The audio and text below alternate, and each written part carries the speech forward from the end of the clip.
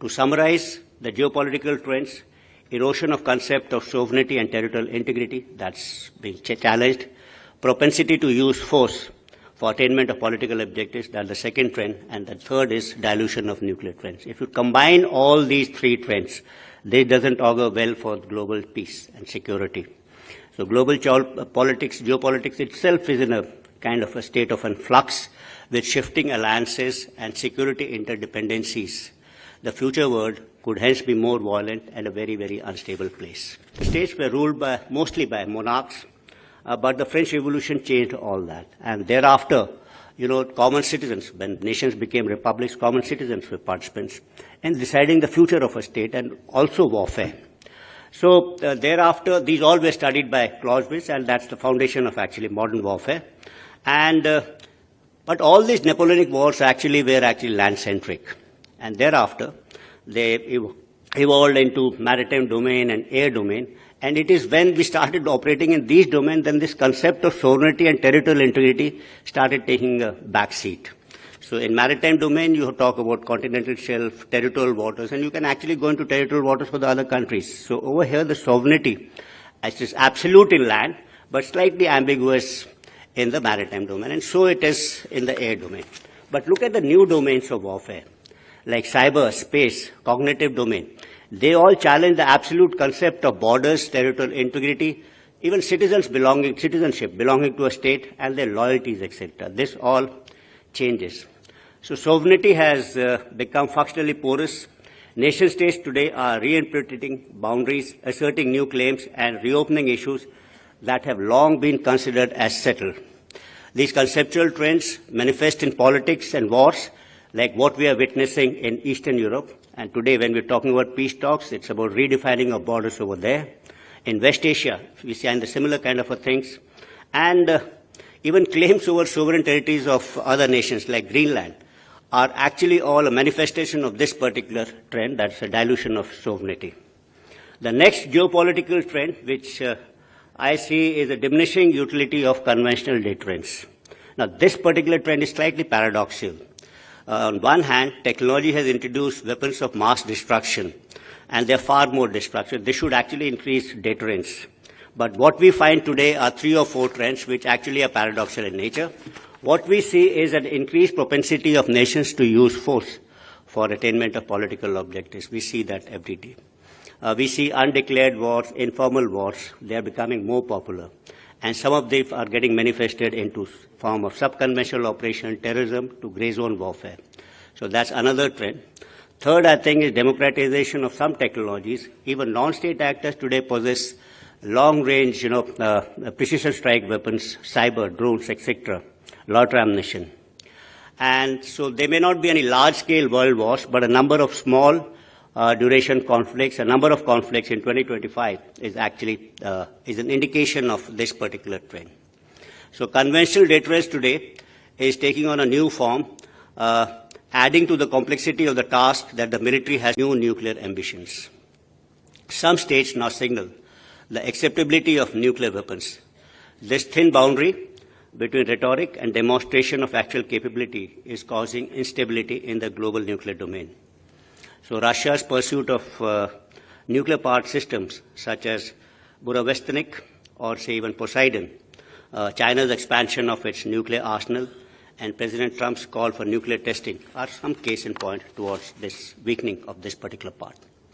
To summarize the geopolitical trends, erosion of concept of sovereignty and territorial integrity, that's being challenged, propensity to use force for attainment of political objectives, that's the second trend, and the third is dilution of nuclear trends. If you combine all these three trends, this doesn't augur well for global peace and security.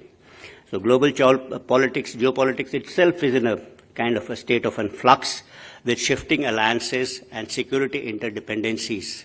The future world could hence be more violent and a very, very unstable place. And the militaries of nations have to be prepared for this particular eventuality. The technology and geopolitical trends will influence warfare. Essentially, this addresses the question of why and how wars take place. So Indian armed forces have to think of new trends to define new concepts, doctrines, and strategies to take care of these two trends which I just spoke about. and they must therefore be ready to operate in an environment where rules of engagement are either non-existent or wherever actually humans have used technology for improving their daily life or daily routine, work, travel, business, communication, becomes actually a new domain for warfare. The more we use a domain or a technology, the more lucrative it becomes to deny it to you by war or by use of force. This will lead to expansion of multi-domain operations, and the domains are going to expand as human beings get used to more and more technologies and more domains. Call it a natural progression or a law of inevitability. But multi-domain operations will expand in new domains that become part of human life, cyber, media, etc. Warfare is no longer confined to land, sea or air. It will be conducted simultaneously across all these domains which I'm talking about, which we've identified, and of course they'll keep emerging as we get used to new domains and new technologies in the future. The second trend which I notice is non-linearity and the expansion of battlespace. Non-linearity had existed in the past also, but today it's acquiring a new kind of meaning. With the spatial enlargement of battlespace, the old notions of front, intermediate and depth have completely collapsed.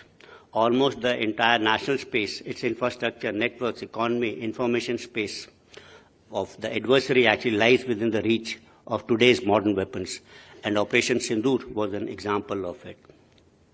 The third trend which I notice is to do with offensive maneuver, which I think is going to take a backseat in future warfare.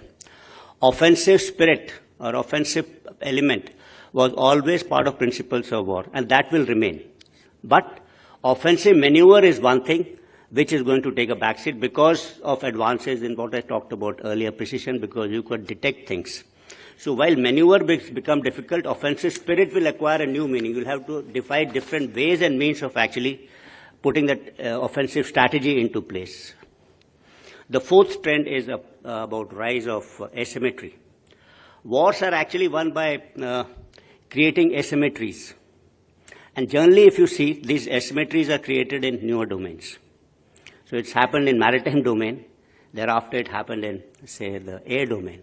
And today, in these new domains, this is where you can actually create asymmetries.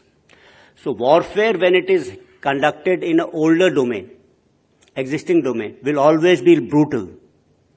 It will be hard fought. But warfare in a new domain will be smart. So that's the trend which we are seeing. And in this, I won't say that the warfare in a new domain will be decisive. It will be decisive depending on the nature of the war which you are actually undertaking.